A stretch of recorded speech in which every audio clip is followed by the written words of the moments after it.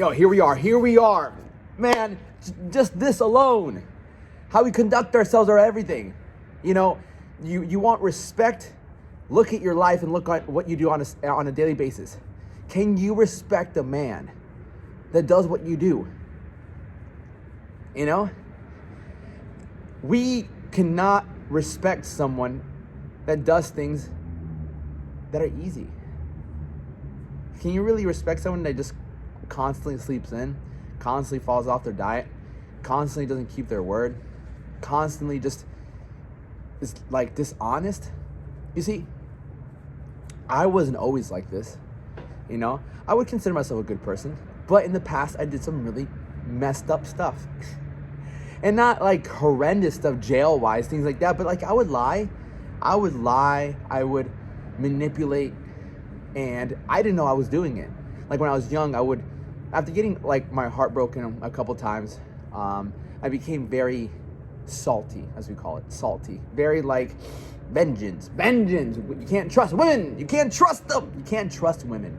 I got my heart broken, and I decided to. I remember telling myself like I want to be one of the biggest players out there, and I found pride in that. You know, I was like, yeah, man, like I'm a player. You know, because it's almost like it was another form to validate myself, and so I would get with girls. Like I had this thing where I would just get with girls once and then peace, bye, that's it. I sleep with them once and I don't want them in, just to prove a point, just to prove that I can get a girl, sleep with her, and that's it.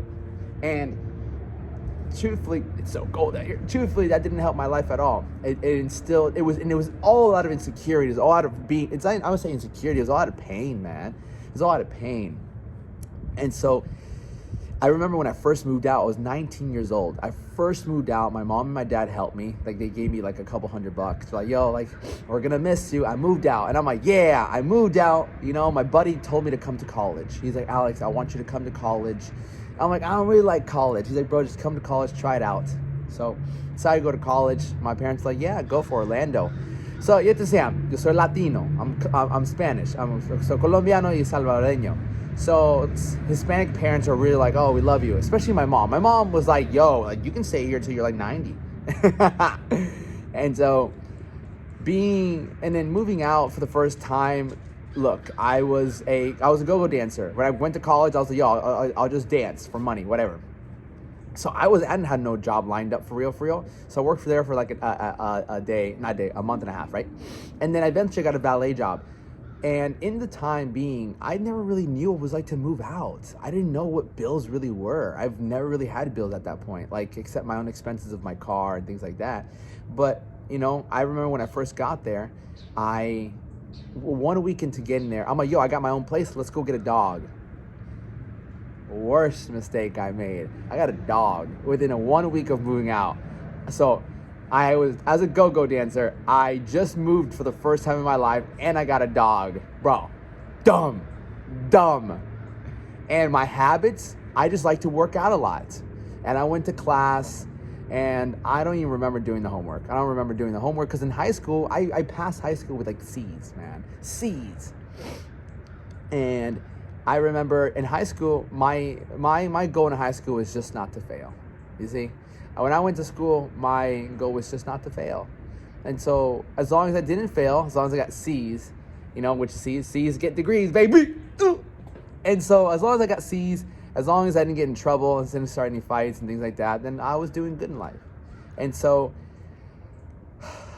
being on my own for the first time, within like 2 weeks of living there, I found this girl. And we just started seeing each other every single day. And we got into a relationship without even knowing. I'll never forget, I was seeing this girl for a good solid month. And my boy's like, yo, is she coming over tonight? I'm like, yeah. And then I said something, and he's like, bro, that's your girlfriend. I'm like, what do you mean that's my girlfriend? And he's like, bro, you see her every single day for a month. She's your girlfriend. I'm like, oh, she's my girlfriend. And I remember, and that's what we were doing for a month straight. She was just coming over for a month straight. And I'll never forget, she invited me. She worked at SeaWorld. And said, hey, do you want to go to SeaWorld? I'm like, sure, why not? Like, you have to say that I was a broke college student. I think she graduated college. I'm not sure. I can't remember. She went to FSU, but we were in Gainesville. We were in Orlando. And so I'll never forget. She took me to SeaWorld, not Aqua World, something like that. Somewhere in New York, not SeaWorld. And it was fun. I was like, damn, this is awesome. And I looked at her. I'm like, man, I guess you are my girlfriend. And like, you gotta understand, like, I wasn't the best either, because I was talking to a girl. I don't know if she was my girlfriend still, back home. So I moved from like West Palm to Orlando, still talking to this girl after I left. And so my habits, you know what I ended up having? I was smoking weed every single day.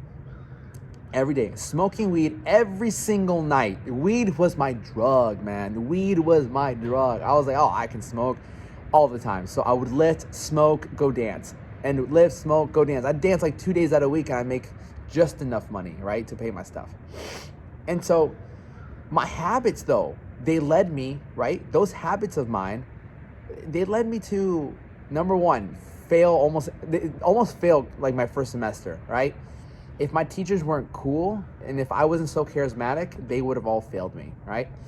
I left the go-go dance job for the valet job, and even in the valet job, it was at DoubleTree, and I kept eating these cookies. I'd be at the DoubleTree valeting, and I'd be eating like 2-3 fucking cookies. They have these massive cookies they give their guests, and I was doing an okay job. I was doing that good of a job, and it was a nice place. I was so focused on just lifting, and then in college, and in smoking weed. So my habits, like, yeah, I had energy, but man, I couldn't respect myself really. I was like, bro, you're a kid. You're 19 years old. You're eating this cookie. You're smoking weed every day. You're not taking school seriously. You're working out so hard. But it was a very pinnacle point in my life, because that's when I found out more about bodybuilding. I'll never forget.